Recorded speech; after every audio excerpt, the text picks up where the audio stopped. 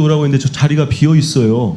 그러면은 못 온다는 그 이유나 뭐 설명을 우리 위원장님께 한 게 있습니까? 없습니다. 그럼 우리 상임위가 의결을 해서 출석을 의결했는데 무단으로 안 오고 있는 겁니까? 네. 여기에 대해서는 도저히 상식적이지 않은 것 같습니다. 왜 안 옵니까? 상임위가 열리고 또 위원회 차원에서 의결까지 했는데 이렇게까지 아마 여기 앉아 계시는 다른 우리 방통위 공무원들도 이런 정도까지 무도하게 하는 역대 정부는 못 봤을 겁니다. 여기에 대해서는 위원장님 별도의 조치가 필요하다고 생각을 합니다. 다시 한번 김태규 부위원장을 오도록 촉구해 주시고 또 아울러서 이렇게 무단으로 우리 상임위를 무시하고 모욕하는 행위가 일어나지 않도록 뭔가 대책을 세워야 될 것 같습니다. 법적 조치를 포함해서 검토해 주시기를 강력히 촉구합니다. 네, 질문하십시오. 7분 드리겠습니다. 네. 안녕하십니까. 서울 강북구 을 국회의원 한민수입니다. 앞서서 우리 야당 의원님들이 턱도 안 되는 국민의힘 의원들의 보호하려고 하는 걸 저는 뭐 들을 만한 가치도 없다고 생각을 합니다. 이분들이 여기 계셨어도 특정인만 거론하지 않았을 뿐 저는 이 지적을 했을 겁니다. 저도 꽤 기자 생활을 오래 했습니다만 언론은 기본적으로 좀 들어보시면 할 겁니다. 기본적으로 정권과 긴장 관계를 갖는 겁니다. 그래야죠.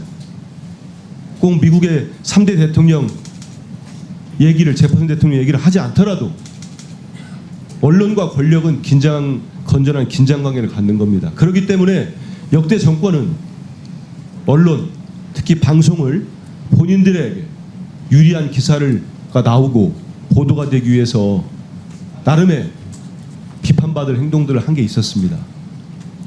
그러니까 뭐 보수 진보를 떠나서 양 진영에서 보면은 못마땅한 점도 있었을 거예요. 하지만 오늘 위원장, 부위원장도 오지 않았습니다만은 여기 몇 분 와 계시는 우리 공무원들 생각해 보시고 이 방송을 보시 국민들 보시면 정말 윤석열 정권의 끝없는 방송장악 시도는 역사의 오점으로 남을 겁니다. 이런 정권은 앞으로도 없을 겁니다. 어떻게 방통위원회를 여러분들은 평생 직장 아닙니까? 자부심과 긍지를 갖고 일을 하고 있는 방통위원회 아닙니까? 어느 조직이든지 조직원들은 조직 구성원들은 그 조직을 사랑합니다. 이렇게 망쳐놓는 정권 용서가 되겠습니까? 2008년도 제가 청와대 출입기자 할 때 이 전후로 이게 방통위원회가 설립이 됩니다. 그때도 논란이 있었어요. 이명박 정권 출범 전후로. 왜? 이 중요한 방송에 대해서 어떤 정치적 영향을 미치거나 요즘 많이 쓰고 있는 정치적 후견주의 그런 거 우려가 된 거죠. 그래서 만든 게 미국처럼 FCC 따서 5인 협의국으로 만든 거 아니겠습니까? 대통령이 2명을 지명하고 여당이 1명, 야당이 2명 그렇게 하는 이유가 다 있는 겁니다. 그리고 2017년 제 기억으로는 문재인 정부 초기에 위원장을 비롯해가지고 당시 민주당 집권 시절이죠. 3명의 상임위원이 있었지만 5인이 될 때까지 운영을 안 한 걸로 알고 있습니다. 여러 가지 비판이 제기되기도 했겠죠. 적어도 이 설립 취지나 법의 취지를 맞는다면은 그렇게 운영하는 게 맞습니다. 근데 이 정권은 어떻습니까? 웃기지 않습니까? 솔직하게. 대통령이 지명한 위원장, 부위원장 둘이서 그 중요한 KBS, YTN, 이제는 MBC까지 그 이사진을 교체하고 입맛에 맞는 사장을 앉히고 땡이 뉴스를 만들고 이제 땡이 뉴스도 만족 못한다는 거 아닙니까? 땡긴 뉴스 만들려고 하고 그 김 씨는 누군지 얘기하지 않겠습니다. 이런 상황은 정말 두고두고 그 책임을 져야 될 겁니다. 저는 그래서 우리 공무원들 분께서도 최소한의 양심을 좀 지킬 필요가 있다고 생각해요. 말 못하는 입장은 이해라기보다는 살펴보려고 합니다만은 그럼에도 불구하고 지금 대통령 얘기하지 않습니까? 후보 시절에 그깟 대통령 권력 5년이 별거라고 금방 간다고 했어요. 지금이라도 중심을 잡고 공무원 될 때 그 마음으로 돌아보시길 바랍니다. 감사해서 왔던, 어서 왔던. 자, 질의 좀 드리겠습니다. 그 어제 배석자로 김영관 기획조정관께서 계셨죠? 어제 회의 없었습니까?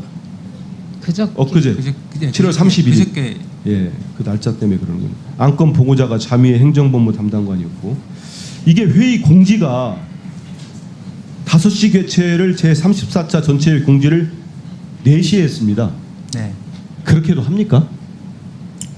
그런 경우가 있었어요? 그러니까 저희 회의 운영 규칙에 아니, 있었습니까? 없었습니까? 그런 경우가. 기억이 잘 안 납니까? 이게 1시간 전에 했는데 그것도 시간을 몇 번 바꿨죠. 의결 안건이 4건이었습니다. 방통위 부위원장 호선, 위원 기피 신청권, KBS 및 박문진 이사 후보자 선정, KBS 이사 추천 및 박문진 임원 임명. 맞지요? 네. 아까 우리 조정관님이 한 30년 정도 공무원 생활 하셨다고 하는데 방통위는 몇 년 근무하셨어요? 방통위에서는 2008년도부터 근무를 했습니다. 그러면 2008년이면 꽤 됐습니다. 한 10년 넘었죠. 16년 가까이 돼가는데 이런 기습 개최가 일상적으로 있었습니까? 아까 말씀드린 이런 4가지 안건을 두고 그 답변 못 하시니까 당일 공지하는 경우가 많지는 않은 것으로 저는 기억하고 그렇죠. 있습니다. 많이 있을 수가 없죠. 자, 그러면 그 시간을 제가 앞에 많이 썼으니까 이거 하나 더 묻고 싶어요. 보니까 6월 28일 날 공고를 할 때 내부 심사용 비공개 지원서 한부, 국민 의견 수렴용 공개 지원서 한부 이런 자료들이 쭉 있습니다. 근데 국민 의견 수렴용 지원서 공개 지원서만 보니까 643장에 달합니다. 맞죠? 제가 그 페이지 아니, 수를 됐습니다. 정확하게 아, 참. 이거를 계산을 물리적으로 해보면 장당 30초씩만 봐도 5시간이 넘습니다. 장당. 그러면 실제 지금 2시간 정도 걸렸으니까 어제 올라온 83명이 제출한 지원서를 검토하고 이사를 추천하고 임명했다는 거 가능하다고 보세요? 아, 정말 공무원 생활 오래 하셨으니까 이런 서류 검토와 의결 안건이 가능합니까? 가능합니까? 위원장님과 부위원장님께서 대단한 능력을 발휘했어요. 판단하고 하신 거기 때문에 아니, 그러니까 대단한 능력을 발휘해서 솔직하게 그렇게 가능해요? 불가능하다고 보시죠? 제가 답변 드리기 그 얘기를 제가 드리는 거는 결국 명단이 13명의 명단이 다른 데에서 내려왔다고 보는 게 타당하지 않습니까?